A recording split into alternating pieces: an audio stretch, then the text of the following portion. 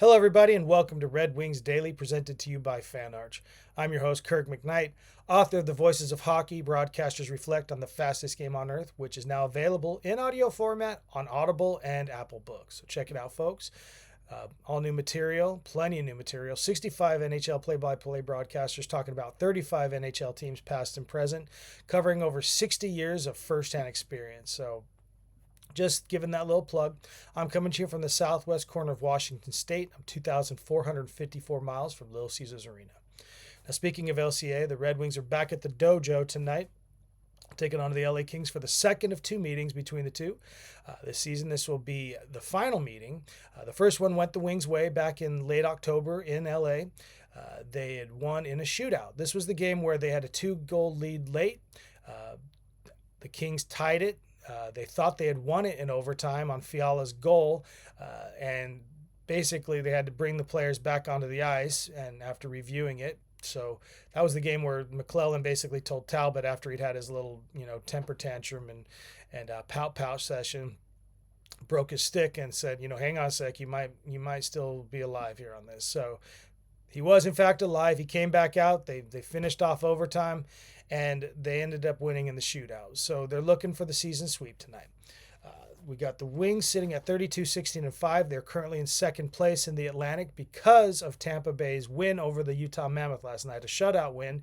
So that is, once again, this team has only lost in regulation once over the last 17 games. Red Wings are definitely no slouches themselves, though, folks. They're 8-1-1 in their last 10. The Kings are 4-2-4 in their last 10.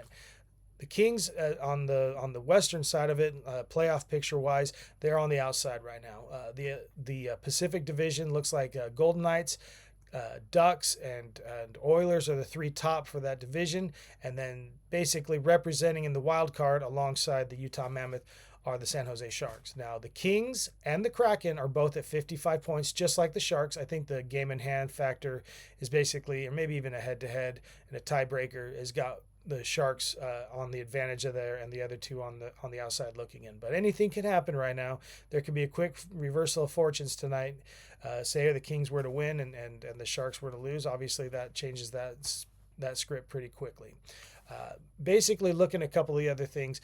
One of the things that I will say is kind of a shame that Anze Kopitar is on the IR right now. This is his swan song, and thinking back to between 2010 and 2015, over those 6 seasons, there was 5 cups won between the Kings and the Blackhawks. So Kane had his 3, and Anze had his 2 with the Kings. So the fact that they won't be able to be on the ice together tonight, it's kind of a shame to think about that. Two great competitors. They obviously faced off against each other a lot over those 6 seasons where they were both doing what they do and getting all the hardware they were. Anze Kopitar, really honestly revered heavily as far as all time in Kings history. Obviously the great one played for the Kings, but not nearly long enough to have all the accolades and to have all those records. And Anze is really sitting with a lot of hardware as far as all-time Kings, moments. And so obviously a surefire Hall of Famer, but like I said, it would have been great to see those two face off against each other. Gibby's going to be in the net looking for his 9th straight win and his 18th win in 20 starts.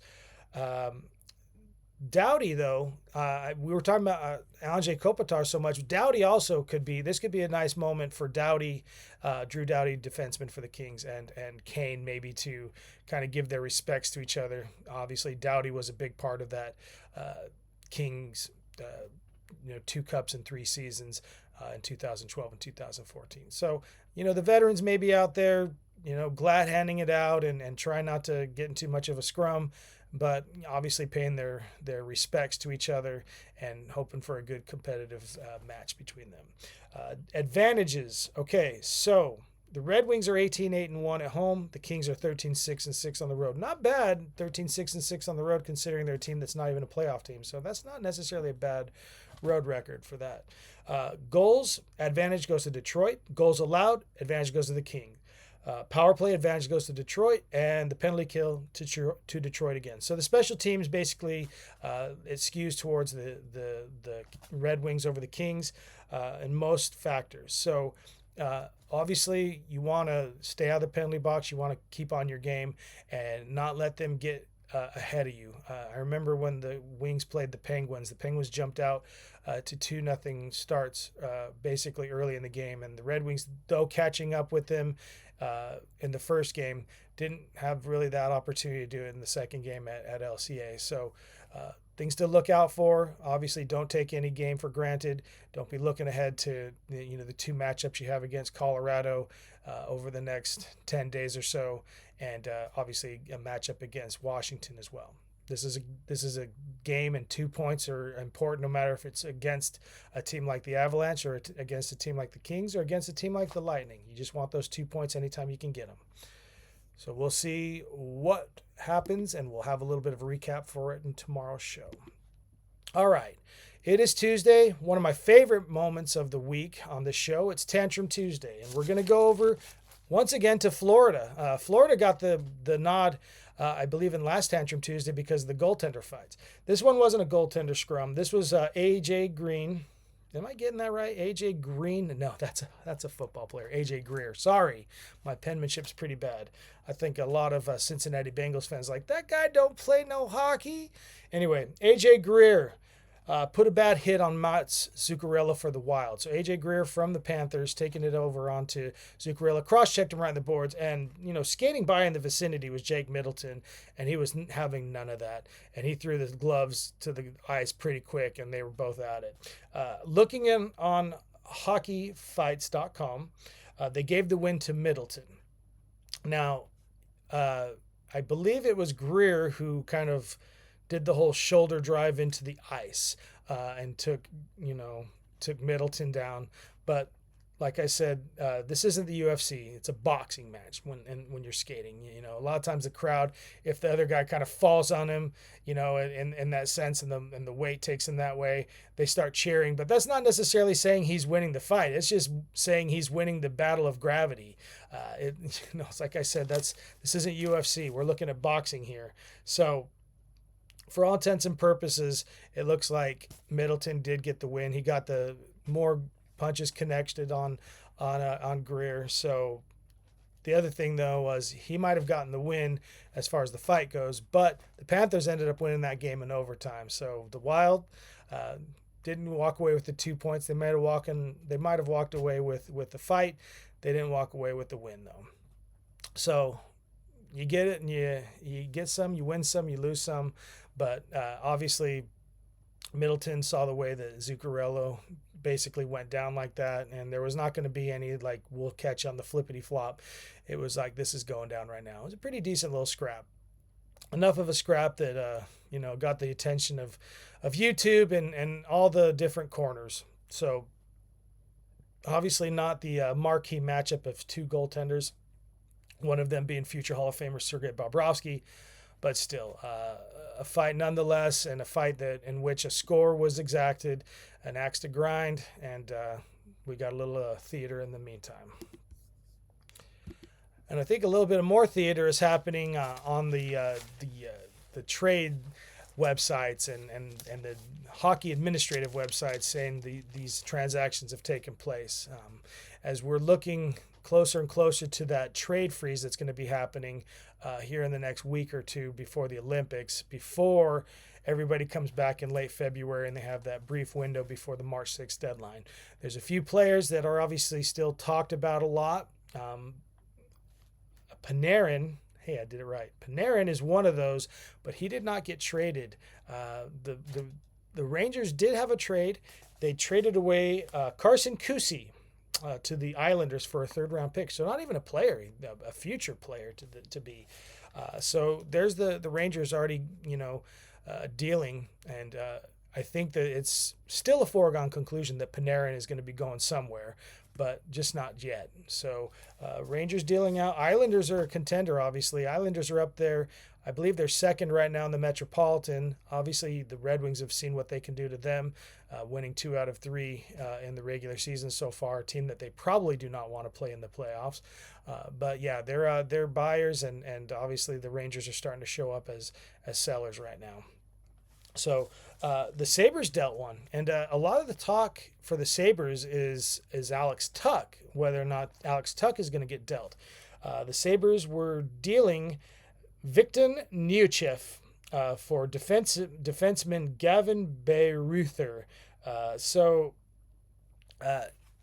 they're obviously making a move. I'm thinking that maybe that might be freeing up a little bit of cap space to basically take the pressure off them as far as keeping and hanging on to Alex Tuck. I don't foresee the Sabres dealing away Alex Tuck. I think honestly in Buffalo, if that were to happen, there would be absolute bedlam and a lot of angst and a lot of angry driving in the snow and smashing into snowbanks out of aggravation at their GM and owner. So I don't think that's happening anytime soon.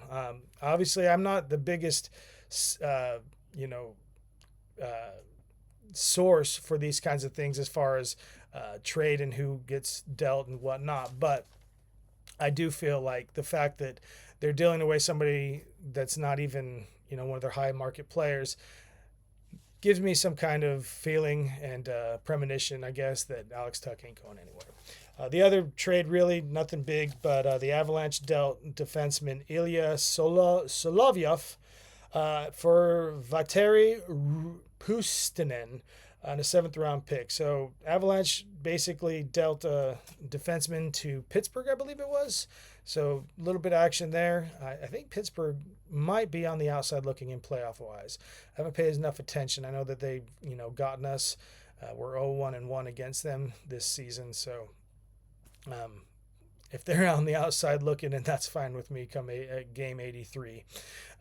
But yeah, like I said, there's still activity going here or there, but not the big names that everybody's been expecting.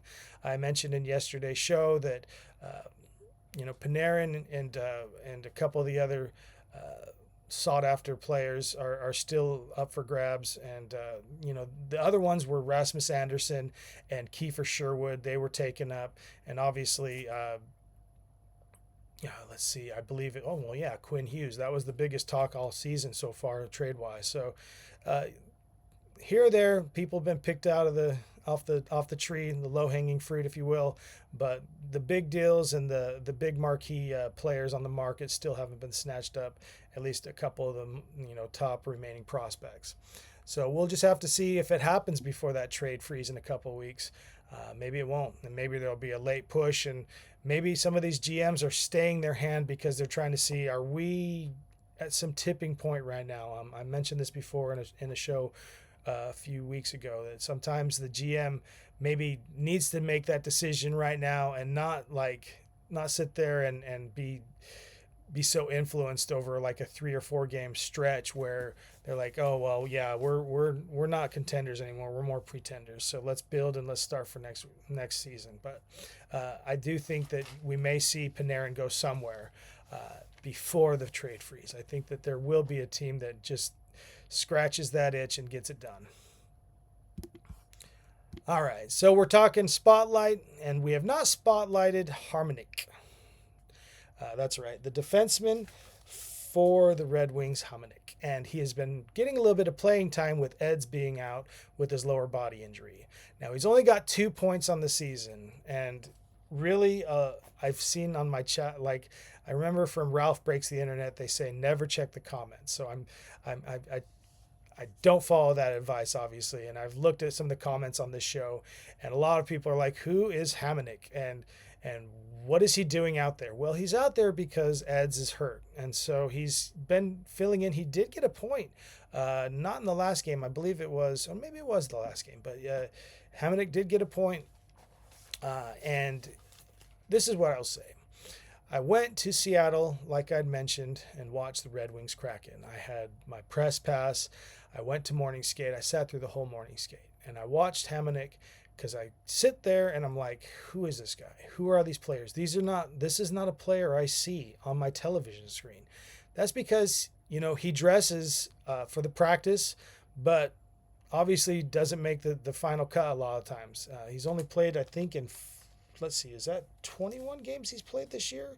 So he's played in way less than half of the games. And most of the time, and I know that he didn't dress for the Seattle game, but watching him, he had a smile on his face that whole time. It reminded me of Rudy. And I know that sounds really degrading, just sit there and think of Sean Astin sitting there and the Notre Dame crowd and everything like that. But honestly, just watching him skate the drills and basically they're the last ones out there. All the ones who are going to be starting already off the ice, going to change and get their food or whatever they knew before the game starts about 7 or 8 hours later.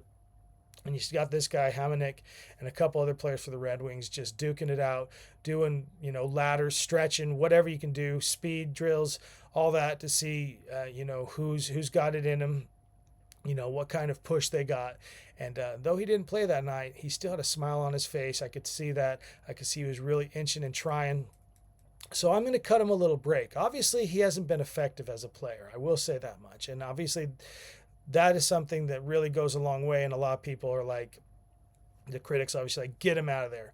I just will say I have an appreciation for him. Just seeing that, I will say it was kind of an intimate environment.